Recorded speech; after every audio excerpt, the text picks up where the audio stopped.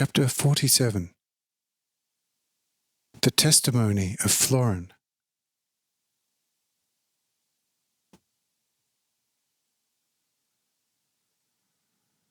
With slow steps, we now come to the 50, who immediately bow to us deeply. I commanded them to stand upright as men, and they then immediately straighten themselves up completely. And I asked them, saying, "Do you believe that I am he about whom all the prophets have foretold?" They all say, "Lord, none of us doubt it. But since you are he, how can you then ask us about it, since you know our most secret thoughts before we have even begun to think them?" I say, "May none of you be annoyed with me because of it. For it is not a matter of what I have, of course, known since the beginning of eternity, but instead a matter of your verbalizing.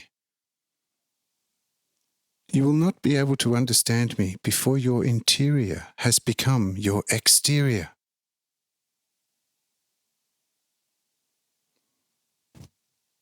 You can certainly see me with your eyes and hear my voice with your ears. But nonetheless, your heart cannot hear or understand me in the Spirit and in all truth. And therefore I ask you questions. And the answer that you give me has quite a different effect on your whole life than the one that you give to a person tarred with the same brush as you. Therefore, I now ask you once again whether you truly believe, quite without a doubt, that I am he whom Moses and all the other prophets foretold. Tell me now, without fear, what you think in your hearts.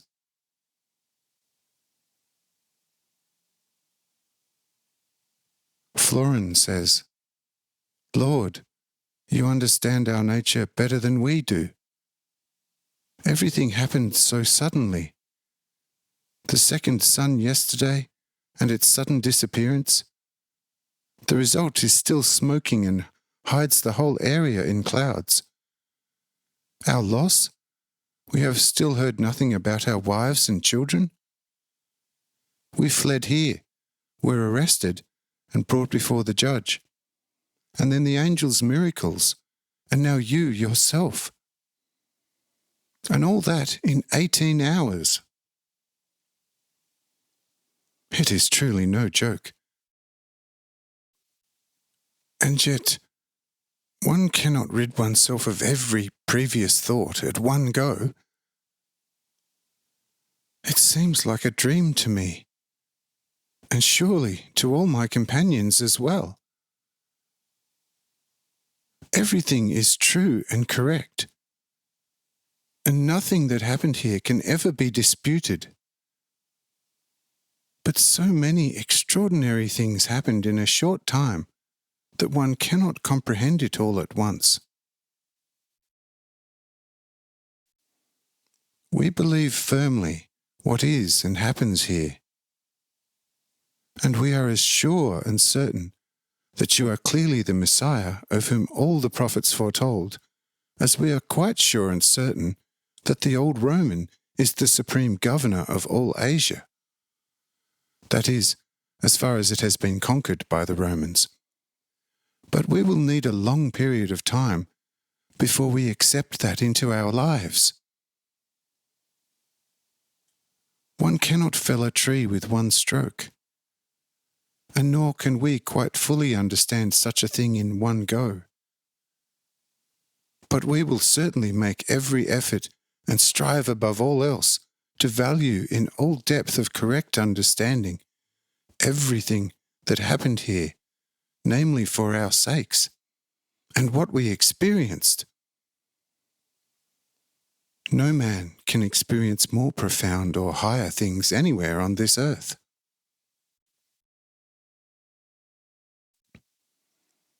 Thus, we all believe firmly and without a doubt that you are the prophesied Messiah, despite your more or less known unsightly parentage, as far as earthly possessions are concerned.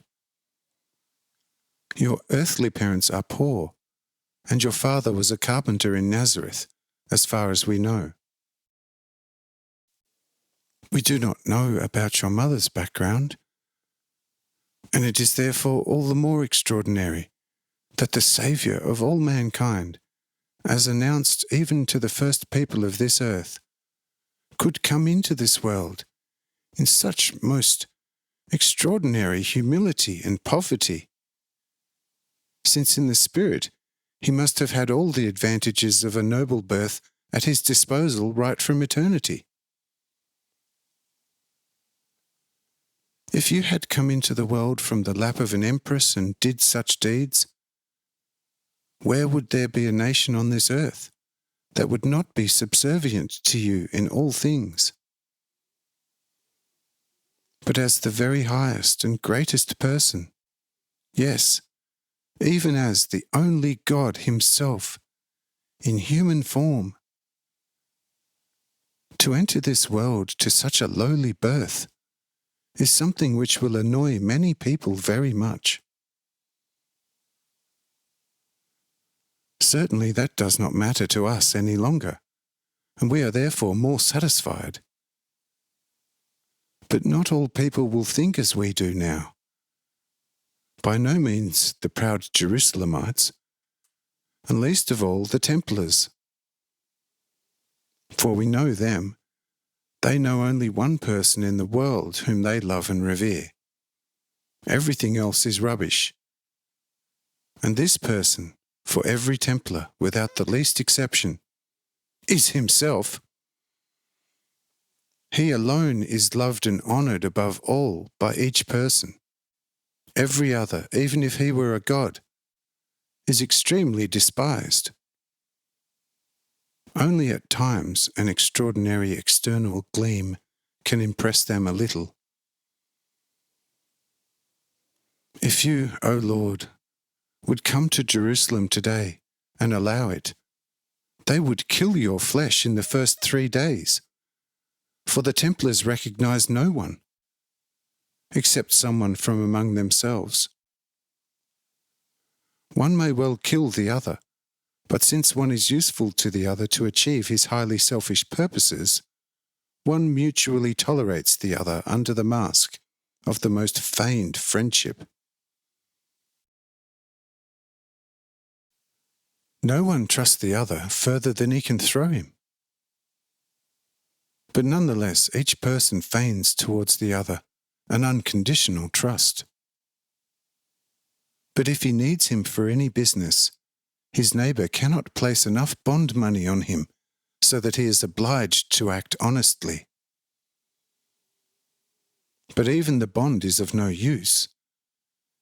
If he who is entrusted with a business errand sees himself at an advantage despite the bond placed on him, he will forfeit the bond money and put the much greater advantage nicely into his pocket. There is much that can be said about people there.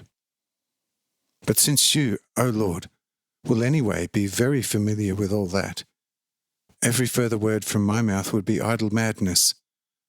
And I tell you, therefore, that we believe quite firmly in you, for you had to come in order to put an end to all these atrocities for all time.